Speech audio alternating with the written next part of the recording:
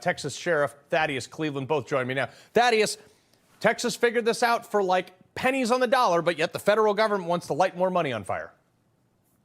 I tell you, doesn't it blow your mind? And everything you articulated couldn't be more on the spot. And to speak about this bill that they put forth last night, I'll tell you what, I was a Border Patrol agent in Arizona when we had thresholds. And what the cartel will do is they will come right in under that threshold. So let me give you an example. It was 500 pounds of marijuana. If you got caught smuggling less than 500 pounds, you wouldn't be prosecuted. Jeez. Over 500 pounds, you're prosecuted. 500 pounds of weed. So what the cartels do, they would smuggle 499 pounds. It's the same thing when you start putting numbers with the alien crossing. So to your point, you're exactly right. Charles, what do you make of the fact, though, that despite the Supreme Court ruling allowing federal border agents and the Biden administration's orders to cut barbed wire, they haven't cut any, to my knowledge? No, and Biden failed at trying to divide local police and the Texas Department of Public Safety and Border Patrol and the National Guard and pit them against one another.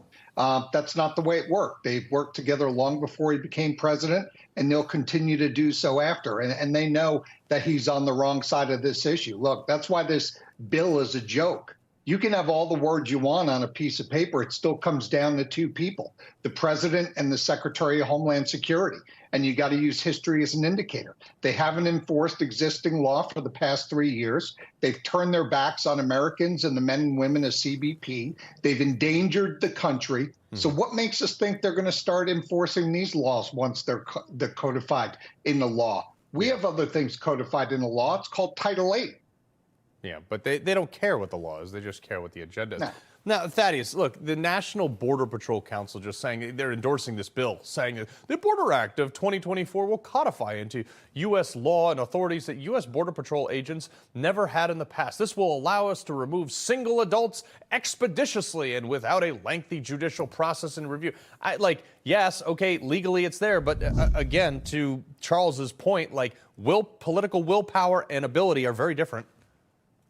You know, and I hadn't even seen that quote yet, and that really disappoints me.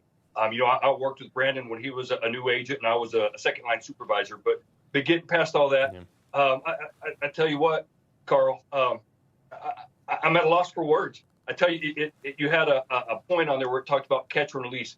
This will not solve catch and release. If we're going to continue to allow up to 5,000 people a day in, those people, there's not going to be any place to hold them. That's why we're having to release so many now, because when President Biden took office, he cut contract for more bed and jail space. Right. Therefore, we have no place to house people. Well, Charles, Mitch McConnell, I mean, this guy continuously, listen to Mitch McConnell letting us down again. The crisis has literally never been worse. This is the reality as the Senate begins careful consideration of the border security agreement announced last night. And they know that the time has finally come for the Senate to respond with strength. Other than term limits, what can we do about stuff like this? You know, the voters have to wake up. I mean, is this what we want to see? Defending the values and the law here in this country? I mean, we're losing civility in sanctuary cities and other cities that can't keep up with this migrant crisis.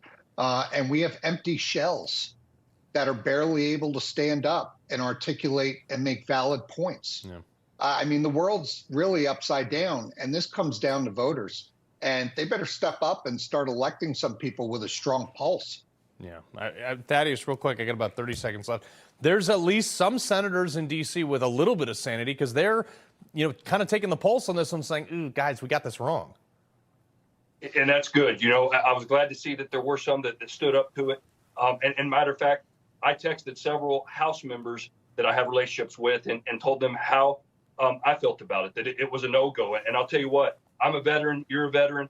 I've got a son that's currently serving in the Middle East, and I support us being out there helping those countries that can't help themselves. But it cannot be supported by a border security bill. We have to focus on border security. Last point.